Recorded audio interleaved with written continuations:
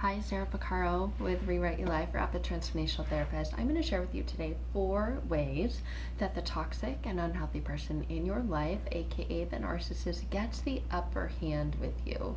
So you will notice that this is very common, that they get this upper hand. They feel like they're up here and you constantly feel like you are down here and you're fighting for this equality in the relationship, but yet you never get it. So you're probably wondering, if you've been in a toxic and unhealthy relationship, are they narcissists? There's a whole paradigm. There's a range from mild to severe. And if you Google the word narcissist, especially after you first hear that word, like when I did, it was like light bulbs come on and you're like, oh my gosh, yes, that's them. There's something like 60 million links that come up and fill your screen, despite the tiny percentage of people who are actually like diagnosed as narcissists because they don't go to a therapist or they don't go to get that diagnosis. So you become, and it kind of becomes this catch-all phrase. Like if someone is rude to you or disagrees with you, it's easy to say, oh, I think they're just a narcissist. So we all have narcissistic tendencies because there is that range from mild to severe. We all, have put ourselves first, and you have to do that, especially as you're going through your journey to healing. And your healthy self-regard is balanced when you are caring for others and their needs is on one end of that spectrum. And then on the other end of the spectrum is that severe, blatant disregard for others, which is evidence in a complete lack of empathy and an agenda that's only about themselves. And you'll notice most people who are narcissists are kind of in the middle to like the end. So how do people who have high narcissistic traits get the best of you? Well, those people are the ones most likely to fall under the narcissist spell. Initially, at least, those are the people who lack healthy regards to themselves and often look like they don't really have a good sense of healthy boundaries and what they look like because they weren't modeled for them as they were growing up.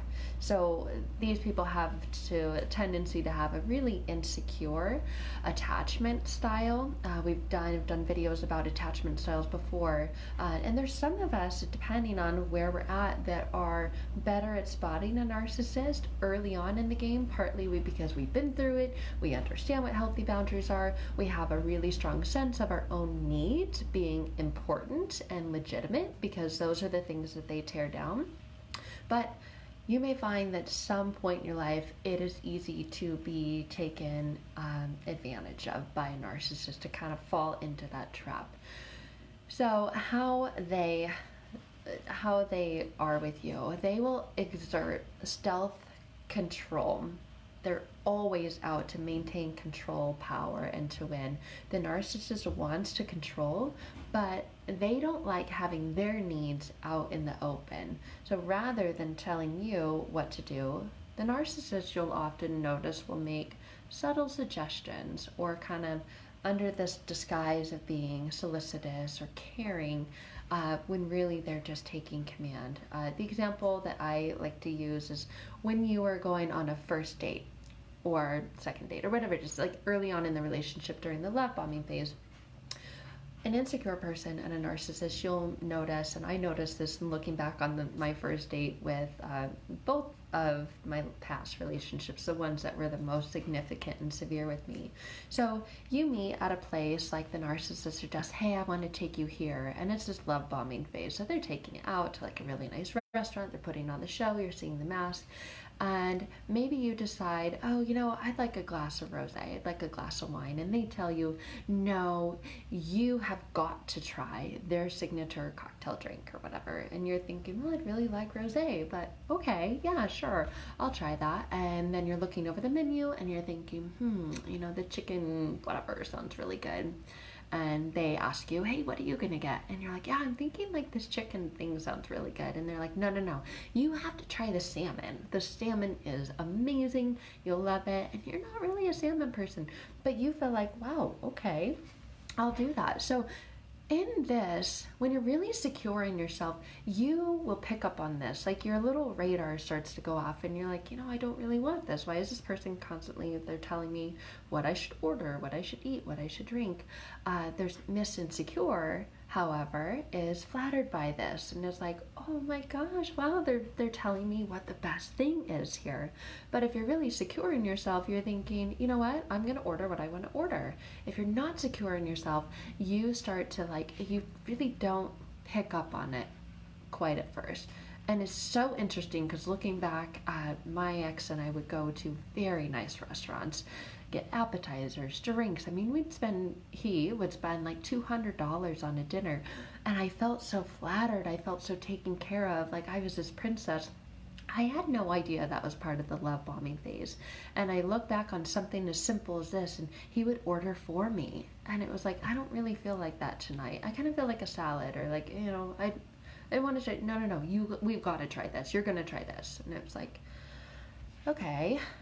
So this is just a really subtle example of this, but you'll notice that there's more. There's the way that they steer and direct the conversation. For example, you'll notice that they are constantly putting you down and saying, oh, why would you do that? And you're like, you feel like, okay, well, I did that because, and you have to defend yourself. So it's really important to be able to read into these gestures that are about this person taking control. This includes maybe switching up plans that you have made to like surprise you, or pressuring you into spending time alone with them instead of your friends, guilting you when they say, hey, what are you up to Friday night? And you're like, oh, my girlfriends, I haven't seen them forever. We're going to go out. And they're like, oh, really? I thought we could do something. Instead of saying, oh my gosh, that sounds like fun. Have a great time. You'll notice at the end of the day, like this is all about power and control, them manipulating you, even these very, very subtle little things. The second thing you'll notice is like this perfecting this grand gesture. So the narcissist, as you all know, cares about one person only, that is themselves. They think of themselves actually as a good person, as this person who has love and admiration and this positive attention. And so they may seem to appear incredibly thoughtful and caring, especially in the beginning, this love bombing phase, because you're thinking, wow, they're taking me out to really nice restaurants. Like they're wanting me to have or try the best thing that they're there. So they do tend to be or seem incredibly thoughtful and caring, but you may notice this sense of like rushing all the time, like rushing into things, like they take things very quickly. I remember on our second or third date, my narcissist was very drunk. That was our first kiss. It was like a forced, like grabbed the back of my head, kissed him, and told me how much he loved me. He's never loved anyone as much as he loved me. So you feel really rushed into things, and it was like, wait, I don't even know you. What do you mean you love me more than you have loved anyone ever before? You'll notice that in the love bombing phase, they often buy you like extravagant gifts. I got a watch, I think a really nice like $300 watch, like the first week we were together, and then started getting like Michael Kors jackets, like all these things, because he noticed I had a Michael Kors purse. Yeah, but it was like 5 years old and I got it from Ross. But you'll notice they start to pick up on these subtle things. They seem to do anything to make you look or feel good. And the problem here is, of course, that this gesture is about, in these early stages of being courted by the narcissist.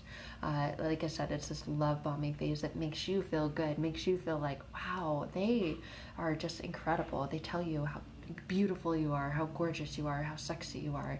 They really make you feel good inside. And once again, the common denominator in all of this is to have control, to get you to fall under this delusion spell and the sense of yourself, your needs. The narcissist is exactly who you want them to be and exactly where you want them to be. They always seem to be there in the beginning, but this leads to them finding out about your insecurities and then later on exploiting them. This is the third thing. You'll notice that they exploit your insecurities when you open up to them, when you get vulnerable with them. They're listening, but they're not listening because they care and they're trying to support and love you. They're listening so they know what to use against you later. They are experts at turning the table. They use your own self-doubt to get the upper hand by blame shifting when there is an argument. Well, if you weren't always so angry or such a bitch all the time, I wouldn't have to shout. Or if you weren't so sensitive, I wouldn't have to spend my life tiptoeing around you. And you're thinking, what? So you'll notice they always turn their words back on you. You know, they'll say, I'm not the one who wants things to change. You are. Things are fine. It's just the same old, you sound like a broken record. It's tedious. Or they're just simply denying what happened. They may say things like, this is the gaslighting stage. I never said that. You're being crazy. Nope, stop making things up to make me look bad. That's all you ever try to do. And you'll notice a lot of this gaslighting after you've been with them for a little bit. And then the fourth thing you'll notice is if they reel you in and cast you out. The love bombing phase is all to get you hooked. And it's kind of like you're a fish, on that line. They cast you out, reel you back in. And they do this to win on their own terms. They are perfectly fine with heading towards the exit and just saying, well, fine, whatever, it's over then. Because this ties that you need to go chase them and say, no, it's fine. I won't do that anymore. I promise. And this permits them to have that take it or leave it card. Well, are you going to take it or are you going to leave it? And that triggers those wounds inside of you, the deep sense of abandonment. And you're feeling, no, don't leave me. You feel unlovable. You feel oh my gosh. And they're telling you all the while, no one's ever going to love you. Who would want you? Look at you. After they've completely broken you down. They really feel like they have the right to dissolve you into a puddle of pleasing and appeasing, so they don't actually head out. They make you fight to keep them. And again, this is usually done with a bit of finesse, and so that you believe all of this was all your fault. If only, maybe they're right, if only I hadn't done that, or if only I had done that, then he wouldn't or she wouldn't be so mad and we wouldn't be fighting. They make you feel like there's things within you that you need to change. It's a very easy way to spin under, it's like a spinning top under these circumstances, and your default position becomes this deep self-doubt. You're constantly doubting yourself. And since control is the name of the game, after all this has died down, then they likely reel you in again with the charm and the caring. And this is incredibly emotional and very, very confusing. After all, you're not very likely to register that they haven't taken a single ounce of responsibility, much less even offered an apology. And if they have, it wasn't sincere. It was oh, yeah, sorry. They tell you how much they love you, and then they bring you these thoughtful gifts, and all of this actually is just a masterful performance. It's all about control. So if you find yourself in relationships with people who behave this way, and it's become a pattern, it's really time to take a good hard look at what keeps you coming to this party. Because the only person you can change, after all, is you. So, especially when you find yourself in this pattern with narcissists, it's so important to take a look in the mirror and realize it's you. You have these subconscious beliefs that keep attracting these types of people. And whether that's, an inability to not have boundaries anymore, whether it's with family. The narcissist is not always a romantic partner. Sometimes it's with family. Sometimes it's with people that you work with. But what is keeping you in this cycle where you continue to engage with that instead of disengage? So thank you guys. I hope that this video has helped you understand a little bit more. And if you are looking for a different way to go into your journey of healing, please reach out to me. That's what I specialize in. You can click on the banner and schedule a time to chat. Thanks, guys.